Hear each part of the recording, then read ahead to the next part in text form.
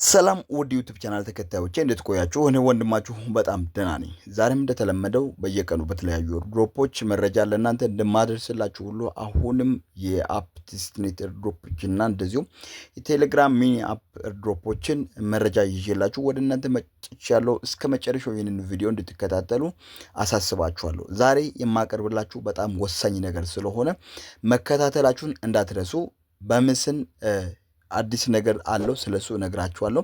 ቶከን አከፋፍሏል አሳያችኋለሁ። እንደዚሁም ሌሎችም ተጨማሪ ነገሮችን ስለማሳይ ስለሱ አሳያችኋለሁ። ከዛ በፊት ግን ኢንተርሊንክ የሚባለውን ከዚህ በፊት ለእናንተ አሳውቂያችሁ ነበር። ይህ ኤርድሮፕ በጣም ወሳኝ ኤርድሮፕ እንደሆነ ከዚህ በፊትም አሳውቄው ነበር። አሁን በትልቅ ደረጃ ከሚጠበቁ ኤርድሮፖች አንዱ ይህ ኤርድሮፕ ነው። ይህ ኤርድሮፕ የራሱ ኤክስቼንጅ ያለው እንደዚሁም ደግሞ የምትሰበስቡት ፖይንት የነበረው ቀጥታ ወደ ቶከን የሚቀየር ኤርድሮፕ ነው። ይህ ኤርድሮፕ በቅርቡ የራሱ ኤክስቼንጅ እንደሚለቀቅ አሳውቀው ነበር። አሁን ግን ወደ ሊስቲንግ ሁኔታም እየገቡ እንዳለ እንትን ብለውታል፣ ተናግረውታል።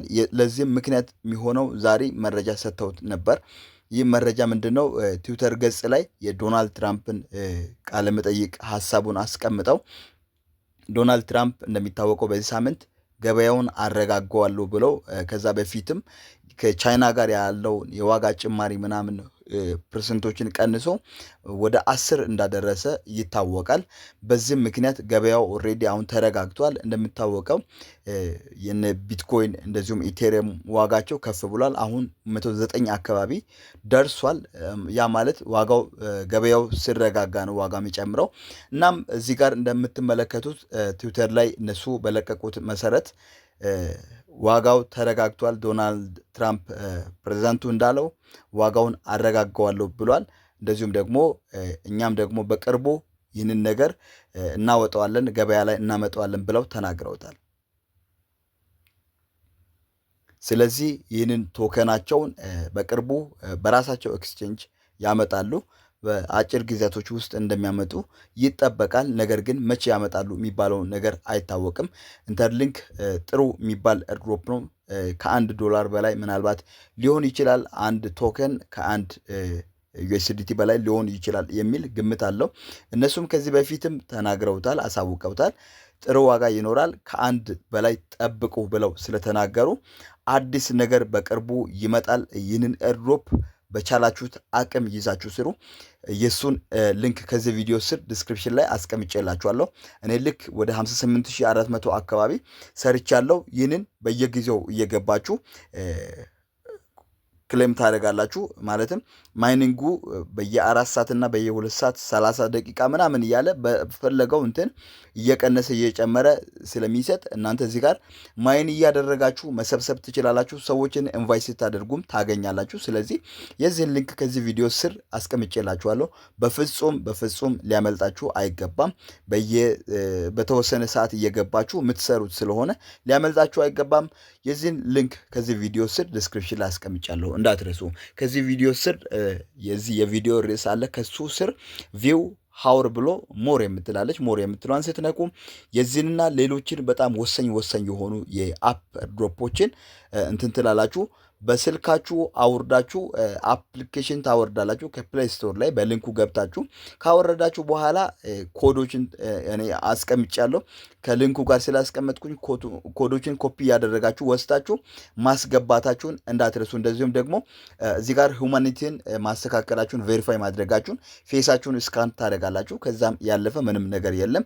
ስካን ብቻ ነው። ፓስፖርት አይጠይቅም፣ ናሽናል ምናምን አይጠይቅም። ፌሳችሁን ብቻ ቬሪፋይ ማድረግ ነው። ይህም ልዩ ከሚያደርገው ነገር አንዱ ነው። መስራታችሁን በፍጹም እንዳትረሱ። ከኢንተርሊንክ ወደ በምስ ስንገባ በምስ የሲዝን 1 አልቆ ቶከን ኦልሬዲ አከፋፍሏል። እዚህ ጋር ከታች ሆም የምትላለች። ከሱ ቀጥሎ ኤርድሮፕ በሚለው ላይ ስትመጡ ሲዝን 1 ጨርሶ ሲዝን 2 ኦልሬዲ ጀምሯል። እዚህ ጋር ሲዝን 1 ነው፣ ይሄኛው ደግሞ ሲዝን 2 ነው። ሲዝን 2 በብጫ ጀምሯል፣ ሲዝን 1 ተዘግቷል። ቶከናችሁን እዚህ ጋር እንደምትመለከቱት ማየት ትችላላችሁ። እኔ ወደ 45000 አካባቢ ቶከን ተሰጥቶኛል። 46200 የቶከኑ በምስ ቶከን ተሰጥቷል። ሲዝን 2 የምትሰሩት አንደኛችሁ ምንድነው ሜዳሊያው ቀጥታ ነው የሚሰበሰበው። እዚህ ጋር እንደምትመለከቱት ከላይ ሜዳሊያ 7 ሰብስቤያለሁ፣ ዳይመንድ 50 ሰብስቤያለሁ። ይህንን የሰበሰብኩት በምንድነው በእንትን ነው እዚህ ጋር ጌሙን በመጫወት ነው። ይህን ጌም ስትጫወቱ አንደኛው ዳይመንዱን ታገኛላችሁ፣ ሁለተኛው ደግሞ በምስ ሜዳሊያ ታገኛላችሁ። እዚህ ጋር ስፒኑን ትጫወታላችሁ። ስፒን ስትጫወቱ እናንተ የተጫወታችሁበትን ይሰጣል። እሱን እየቆጠረላችሁ እንትን ይላችኋል። ነገር ግን እዚህ ጋር ብዙ ስፒን ካላችሁ እችኛዋን 1 2 የምትለዋን እችኛዋን 1 2 ብላችሁ ከፍ እያደረጋችሁ የስፒኑን መጠን ማብዛት ትችላላችሁ። 1000 2000 3000 እያለ ብዙ ስፒን መጠን ካላችሁ። እዚህ ጋር መናገርና ማሳወቅ የምፈልገው ሲዝን 1 45% ከዚህ በፊት እንደተናገርኩት 45% ይሸፍናል። እንደዚሁ ደግሞ ሲዝን 2 35 እና 10% አለው። ከዚህ በፊት ነግሬያችሁ ነበር። አጠቃላይ 90% ይሆናል እነሱ ለኮሚኒቲው የሚሰጡ ወይም ለተጠቃሚዎች የሚሰጡት 90% ነው የሚሆነው። ስለዚህ ሲዝን 1 45% ሸፍኗል። ሲዝን 2 ደግሞ 45% ነው።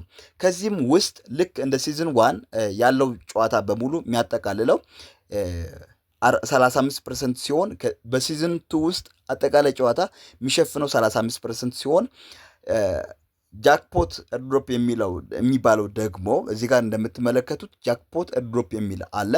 እሱ ላይ ገብታችሁ የምታስተካክሉት የምታሟሉት ይህን መሰረት በዚህ መሰረት ደግሞ 10% ነው የሚሰጠው። ስለዚህ 90 ነው። ጃክፖት የሚባለው እዚህ ጋር አለ። ወደ ታች ስትመጡ የእናንተን የሰራችሁበትን ድምርን አጠቃላይ የሚሰጥ ነው። እዚህ ጋር እንደምትመለከቱት ሲዝን 1 ላይ አሁን እኔ 100 ሰብስቤያለሁ። እዚህ ጋር ደግሞ 20 አለ። እንደዚህ 1000 እያለ ከዚህ በፊት በሲዝን 1 የሰራችሁትን ሪዋርድ ከሱም ጨምሮ ለእናንተ ይቆርጥላችኋል። ልክ ሲዝን 1 ላይ አሪፍ የሰራችሁበት ነገር ካለ ስለሱ ብሎ እዚህ ጋር ይሰጣችኋል። እኔ አሁን እዚህ ጋር እንደምትመለከቱት 1434 ጃክፖት ስኮር ሰብስቤያለሁ እና ምንድነው 10% የዚህ ይሸፍናል። እዚህ ጋር 10% እንደዚሁም ደግሞ ሜዳሊያ እንደዚሁም ዳይመንድ ፕሮፊት ፐር ሃውር እንደዚሁም ደግሞ አቫተር ምናምን ከመጣ ከዚህ በኋላ ደግሞ እሱ ተደምሮ 35% እዚህ ጋር እንደምትመለከቱት 35% ይሰበስብና መች ነው የሚያልቀው? እዚህ ጋር መመልከት ትችላላችሁ። እዚህ ጋር ስትመለከቱ ሜዳል ፋርም የሚል አለ። ይሄ አጠቃላይ ያለውን እንትን ይላችኋል። ምንድነው እዚህ ውስጥ ደግሞ ልክ ጁላይ እና ጁን ካለቀ በኋላ ቀጥሎ ባለው ጁንና ጁላይ ካለቀ በኋላ ኦገስት ወር ላይ ሊስት እንደሚደረግ እዚህ ጋር ራሳቸው ተናግረዋል። ቀጥሎ ያለው ቲጂ ስለሆነ ሊስቲንግ ውስጥ ስለሆነ ክሌም ታደርጋላችሁ። ከዛም በኋላ ሊስት ይደረጋል። ስለዚህ ኦገስት ወር ውስጥ ነው ሊስት የሚደረገው። እስከ ጁላይ ድረስ ትሰራላችሁ። ያ ማለት ከ60 ቀናቶች በላይ አሉ። ከዚህ በኋላ እነዚህን 45% በ60 ቀናት ውስጥ ሰርታችሁ ጨርሳችሁ ከዛም በኋላ ጥሩ እንትን ትሰበስቡና ከዛም በኋላ ኦገስት ወር ውስጥ ሊስት ይደረጋል። በደንብ ወጥራችሁ ስሩ። ምናልባት ሊደብራችሁ ይችላል። ነገር ግን ጥሩ ነገር ማግኘት ከፈለጋችሁ አሪፍ አድርጋችሁ መስራታችሁን እንዳትረሱ። ዋጋው ከዚህ በፊት እንደሚነገረው ከሆነ ወደ 0.03 አካባቢ ነው ያሉት። ይህ ማለት ዝም ብዬ እኔ አባዝቼ ማየት እችላለሁ። እዚህ ጋር እንደምትመለከቱት አሁን የተሰጠኝ ቶከን ወደ 138 አካባቢ ነው ከዚህ በፊት እንደተገመተው ከሆነ። ነገር ግን ምን እንደሚፈጠር አይታወቅም። ዋጋው ይጨምር ይቀንስ አይታወቅም። ጥሩ ኢንቨስተሮች ከተፈጠሩና እንደዚሁም ባይናንስ ላይ እነሱ እንዳሉት ሊስት የሚደረግ ከሆነ ከዚህም ይልቅ ዋጋው የመጨመር ሁኔታ አለ። ሊቀንስም ይችላል አይታወቅም። ነገር ግን መስራት ይሻላል በሚለው የኤርድሮፕን ስራ ስሩ። ከዚህ በፊት ፓውስ ብዙ ነገር እንትን ብሎብናል። እኛም ተናደን ተበሳጭተን ነበር። ነገር ግን ምንም ማድረግ አይቻልም። ህይወት ስለሚቀጥል እንሰራለን። የዛሬው ይህን ይመስላል። አዲስ ነገር ካለ አሳውቃችኋለሁ። እንደዚሁም ፖኬት ፊ ሊስት ተደርጓል። ፖኬት ፊ ቬሪፋይ የተደረጋችሁ ካላችሁ መስራት ትችላላችሁ።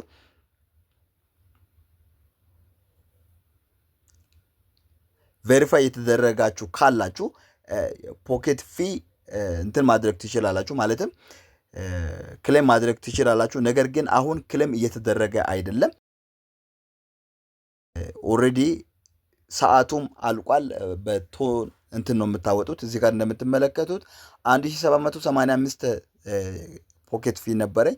23 ዋጋው ጥሩ ሆኖ ጨምሮ ነበር። አሁን ግን ዝቅ ብሏል። 23 አካባቢ ነው። ብዙ ቶከን ያላችሁ ልጆች ካላችሁ ዋጋው በጣም ምርጥ ዋጋ ነው። ክሌም ለማድረግ ክሌም አደራረግ እዚህ ጋር እንትን ትላላችሁ። ክሌም የምትለዋን ከታች ትነካላችሁ። ከዛ ሁሉ በፊት ግን እዚህ ጋር ዋሌት በሚለው ላይ ምናልባት የሚሰራላችሁ ከሆነ ከቶን ወደዚህ ትልካላችሁ። ዲፖዚት በሚለው ላይ 0.08 አካባቢ ይጠይቃል እና ለሱ ብላችሁ የተወሰነ ፊ ታመጣላችሁ። ወደዚህ ካመጣችሁ በኋላ የእናንተን ቶከን በሱ እንትን ብላችሁ ካስቀመጣችሁ በኋላ ማለትም ኮንቨርት አድርጋችሁ ታስቀምጣላችሁ። አሁን የኔ ተቀምጦልኛል። እዚህ ጋር እንደምትመለከቱት ወደ ታች ሲመጣ ኮንቨርት ተደርጎልኛል። 32.93 አካባቢ ኮንቨርት ተደርጓል። እንደዚሁም ስቴክም የሚደረግ አለ። ስለሱ ቀጥሎ ባለው ቪዲዮ ገለጽ አድርጌ እነግራችኋለሁ። የዛሬ ይሄን ይመስላል። ስለተከታተላችሁኝ አመሰግናለሁ። መልካም ቆይታ። ቻው